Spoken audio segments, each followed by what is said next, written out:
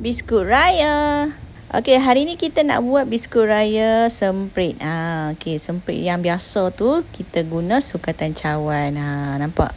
Bunga dia pun biasa je. Okey, apa lagi? Jom kita buat. Okey, mula-mula kami guna planter. Ikutlah kalau hampa nak guna butter, satu keti butter. Okey, planter dalam satu cawan. Okey, guna cawan yang sama, satu cawan tepung gula icing, tepung pula gula icing. Okey. Okey, lepas tu kaca-kaca goi-goi sebati, masuk tepung jagung. Tepung jagung satu cawan, dua cawan. Okey, tepung jagung. Okey.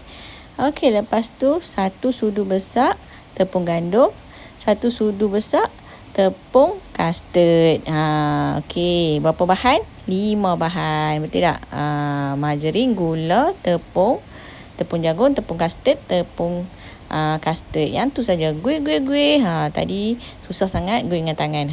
Nampak? Pastikan dough tu lembut. Kalau keras, apa kena tambah butter lagi. Okey, so kita test. 1 2 3.